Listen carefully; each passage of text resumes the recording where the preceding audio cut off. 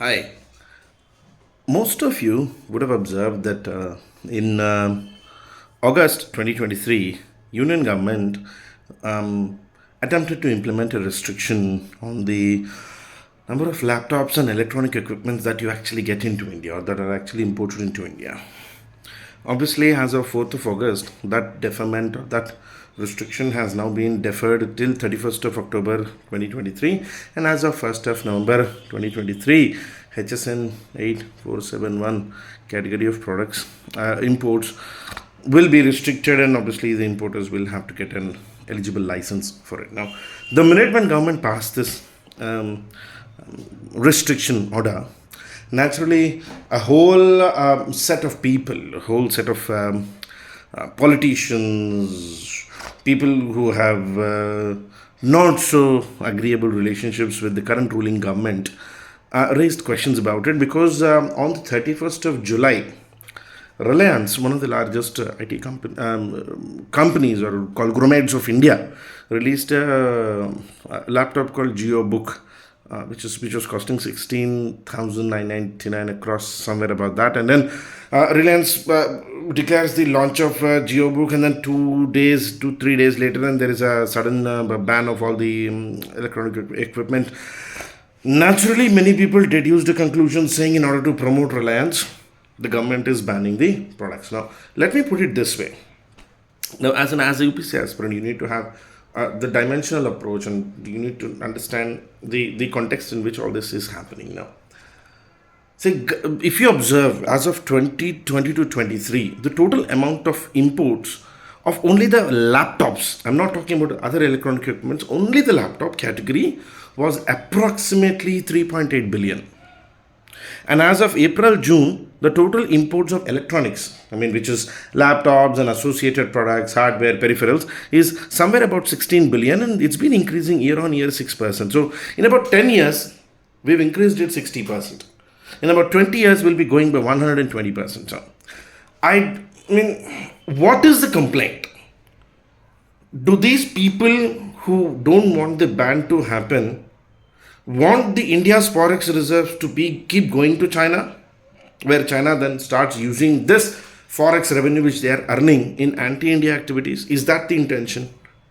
Obviously not. I'm under the understanding that most people do not actually agree with this idea, and then they are of the intention that yes, there needs to be indigenous network. Now, the second category of complaint which is coming is obviously one category which is saying no, the ban has happened too quickly and there is no alternative to us. Yes, there is no alternative to us, but someday this ban had to happen. The government over the last 10 years has been asking companies to start getting the benefits under performance linked initiatives and indigenous production incentives. Numerous schemes have been brought in, but these companies were not ready to take that step. So government, by issuing a ban and also by deferring it, was trying to give that little pinch which these companies needed. That literally सरकार इन company से कह रहा था, यार घर अब हमारे terms पे चलाओगे, वरना हम तो Lanka जलाएंगे. That's very clear on government's initiative. Government is very clear that either you come down to terms of Government of India, we've given enough opportunities, you're not listening, so we're going to start banning. So in that perspective, if you think yes, the ban is right, because government wants to take a hard stand, government wants to get a very clear hard stand कि यार बहुत हो गया, start indigenous manufacturing. Number two, those who are complaining that Reliance is getting the benefit. So what should we do? Give benefit to a Chinese company over an Indian company? Whatever money Reliance or Mukesh Ambani makes, that money still remains in India. Whatever money Guangdong Computer Corporation, your HP Computer Corporation China make doesn't stay in India, it stays in China. So किस बात की complaint है? Is the intention to keep promoting foreign goods regardless if even if our Indian company is making money, chalega. I mean, let Indian company not make money and let the foreign goods, foreign companies make money because we don't like the Indian company. And mark my words, those of the Congress who were actually complaining, Congress के तो बहुत सारे complain कर रहे थे.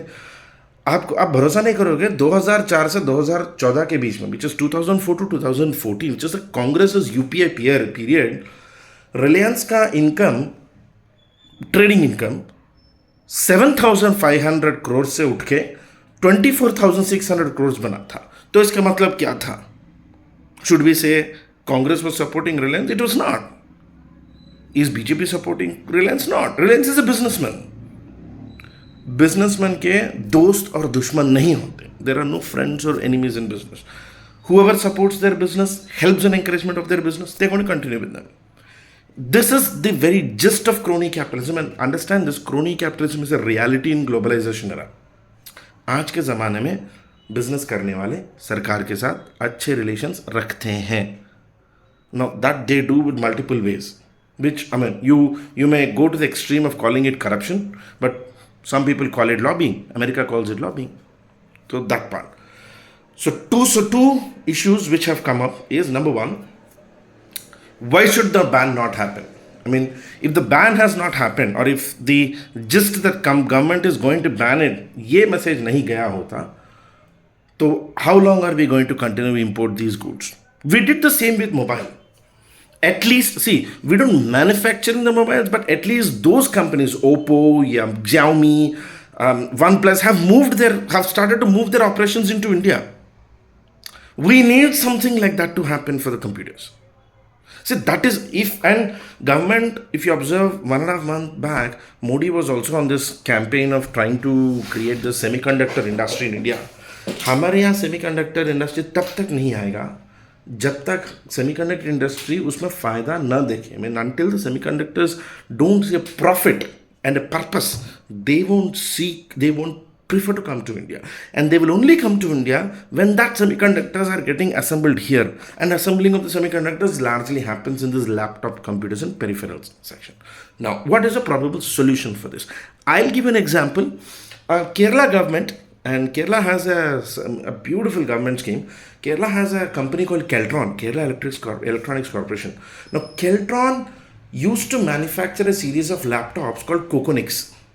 Now, this was a beautiful series of Intel-based manufactured laptops with cooperation from Intel and Keltron. Now, that was a good scheme. At this point, just banning won't help the union. The government has to start getting its terms right. या तो give extensive incentives to people to manufacture in India, or follow the model of Coconix, CONICS. I really like that Coconix series of government-supported laptop manufacturing. That has to be done.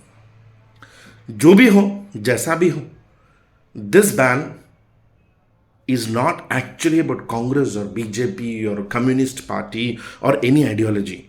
The entire attention and the entire purpose is to telling these companies, these importers, these manufacturers, get your house in order. You want to sell in India, you need to manufacture in India. We've done this good. Pressure works. Apple was a company which always, I remember Steve Jobs saying Apple was not worth it. India is not worth Apple. Today, Apple has a store in India. Foxconn is in terms, he is attempting to completely move its operations and manufacturing into India for Apple. So, ho sakta hai. Everything is possible. See this entire ban on a positive note. See this entire restrictions on a positive. Don't think it from an ideological perspective. Congress, BJP, ये तो चलता रहेगा. These governments come, governments go. In the long run, this restriction will definitely help India. That's it here. One more video, one more day. Subscribe and follow me on this YouTube channel and on my Instagram channel. This is Srivenar, SRIVENR. That's my channel name. And my name is Ranganathan Eswain Kondala, your UPSC faculty. Bye-bye.